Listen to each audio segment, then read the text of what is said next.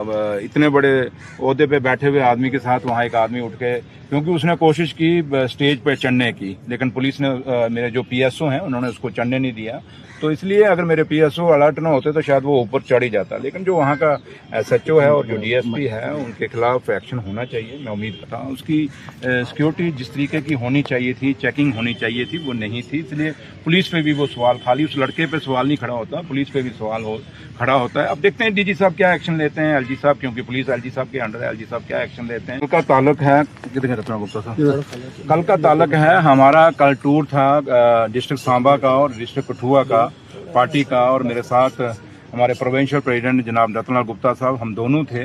बाकी अच्छे प्रोग्राम हुए। सिर्फ एक हीरानगर में एक आदमी था, वो प्लांटेड था किसी पार्टी का, और मुझे समझ नहीं आती कि भारतीय जनता पार्टी के लोग चाहते क्या हैं, क्योंकि वो भारतीय जनता पार्टी का वर्कर है। उसकी फेसबुक आईडी आप खोल लीजिए, आपको खुद पता चल जाएगा कि वो कौन है। रही बात कि ये डेमोक्रेसी का एक अच्छा, हेल्दी डेमोक्रेसी के लिए अच्छा नहीं है। हर पार्टी को इजाज़त है अपनी बात रखने के लिए, और जैसे कल कोई बीजेपी के लोग कोई प्रोग्राम करें तो हम नेशनल कॉन्फ्रेंस के भेज दें, ऐसा नहीं है, क्योंकि हमारे लीडर ने कभी हमें ये नहीं सिखाया कि आप ऐसे करो।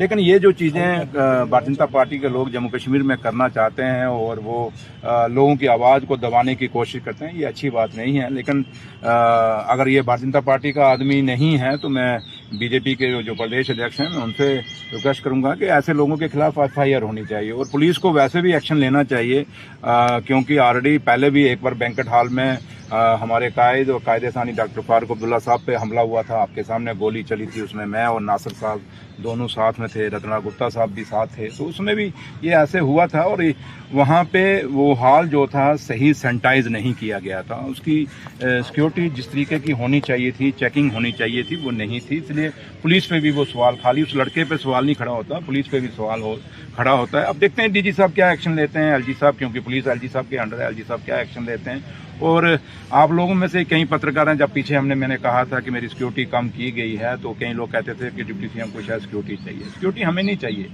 एक आम आदमी में होता जैसे पहले होता तो जैसे पहले इलेक्शनों में मेरी पीएसओ विड्रा कर लिए तो क्या हो गया, कुछ नहीं हुआ।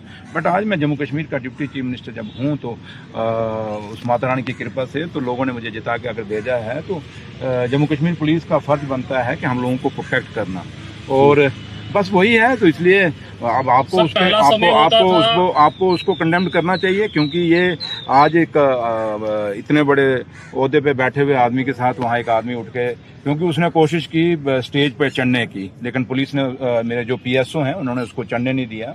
तो इसलिए अगर मेरे पीएसओ अलर्ट ना होते तो शायद वो ऊपर चढ़ ही जाता। लेकिन जो वहाँ का एसएचओ है और जो डीएसपी है उनके खिलाफ एक्शन होना चाहिए। मैं उम्मीद करता हूँ। सर, पहला समय होता था, सिक्योरिटी जो है इतनी पुख्ता होती थी, कई पॉइंट्स क्रॉस करने के बाद शख्स जो है वो डिप्टी सीएम या सीएम तक पहुंचता था। आजकल ऐसा देखने को नहीं मिल रहा। कारण नहीं, मैं कहता हूँ, ये नहीं मैं कहता सीएम डिप्टी सीएम कोई बड़े इंपॉर्टेंट है, हम लोग कुछ नहीं, हम आप लोगों के चुने हुए नुमाइंदे हैं।